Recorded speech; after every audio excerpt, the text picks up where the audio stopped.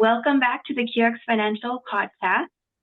We're here. I'm Sarah D. Alred, and this is our CEO, Janko. So thank you for joining us today. Of course. Welcome back, y'all.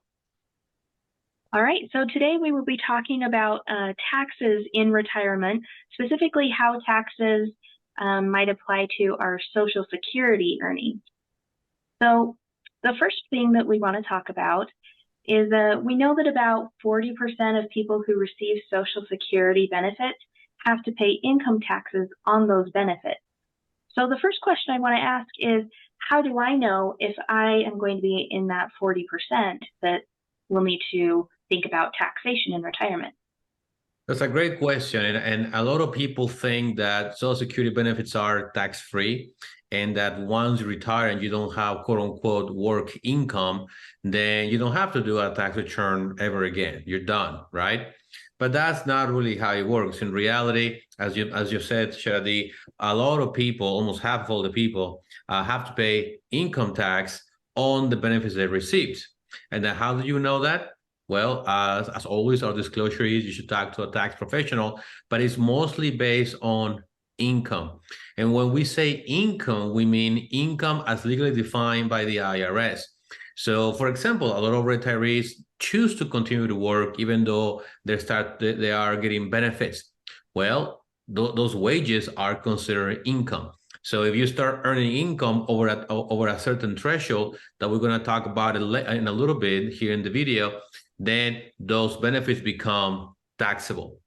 Also, it depends if you're either single or you're married. There's different numbers and thresholds that if you go over those, now a portion or a large portion of your security benefit will become taxable. So the best way to know for sure is talk to a tax professional, talk to your financial advisor. We'll be happy to help you with this so they can help you figure out what is your actual income for the purpose of having to pay tax on Social Security benefits.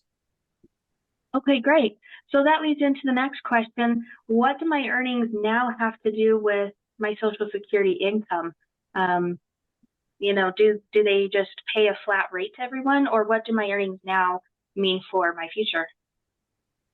Well, people have to remember that we have what we call a progressive tax system in the United States.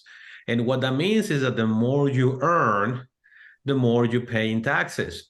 So when you have a really high income in your working years, up to a maximum, that helps you because that means you're going to get more out of Social Security. I don't remember the maximum right now, but there is a maximum of wages, should be over 120,000 or so. And you got to pay FICA and you got to pay Medicare, all that stuff from that income. Anything above that you don't have to pay. So the good news when you're working is that you're going to get more benefits up to that maximum. But once you retire, if you continue to have that income either from wages or qualified plans or pensions or things like that, again, that will add to your taxable income. And when your tax professional does your taxes, they have to add it. There's some deductions that you may have and so on. But once you look at the net income overall, once again, if it goes over a certain threshold, now you'll be subject to pay tax on those benefits, whether you're single or married. Okay, that's good to know. So the next question I have is, why does it matter where I live when I retire? It matters a lot here in the United States because some states also have a state income tax that on Social Security benefits. To give you some examples that we have right here, Colorado, Connecticut, Montana, North Dakota, Rhode Island. I believe there's about 13 states in the US that actually will tax at the state level your Social Security benefits. So choosing where to retire also matters, right? Once again, if you have a lot of income or you have a big pension or you have a lot of assets that are going to be converting to income when you retire, the location also matters because that's going to potentially cost you or save you money. Now, with that being said, though, I will be very clear about this. I will never make a decision where to live exclusively based on the income tax regime because there's other factors involved. Property taxes, benefits, quality of life, quality, honestly, of construction of where you live, connections. There's other factors that may add to your expense in retirement that should be considered besides just income tax. But income tax definitely will be one of those. Okay.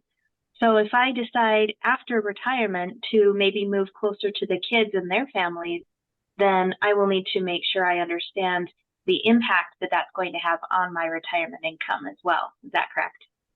Exactly right. And I will highly encourage if you guys are watching this and you're about to make this decision, Google a tax professional in that particular state and ask them those questions. Hey, I had this kind of income, this is what I reported last year.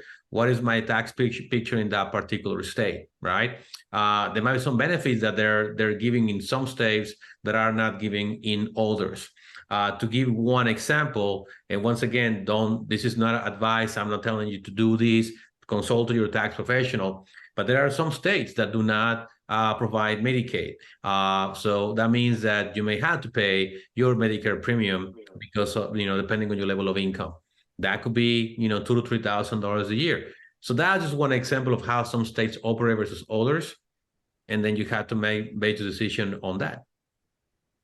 Okay, great. And one last question before we close here. Say I am getting closer to retirement and my spouse passes away. What difference is that going to make on my retirement income? Well, a lot of folks tend to believe that, if my spouse passes away, I get, my spouse's Social Security benefit and mine, right? But actually, that's not the way it works. You actually get the higher of the two. So technically, your income will go down if one of the spouses passes away. And once again, the spousal benefit doesn't equal to the total of the spouse that passed away's benefit, right? So that's another important point. How, as part of your retirement planning, you should be thinking, how am I going to supplement my income as my spouse passes away, and then I'm gonna receive less benefits. Again, people in the space always say, well, don't worry about it because once your spouse dies, you have to buy less food, less clothing, less traveling.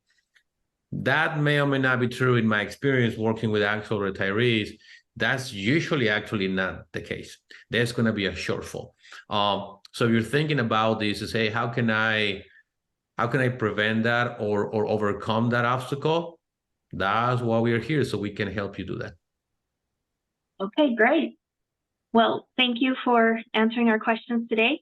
As always, if anyone watching has any further questions or would like to follow up with this, please feel free to reach out to us, and we would be more than happy to help you with whatever questions you have as you are looking at your retirement, your Social Security benefits. Exactly. So, thank you. Thank you, Shirley, for the great questions. All right. Bye. Bye-bye.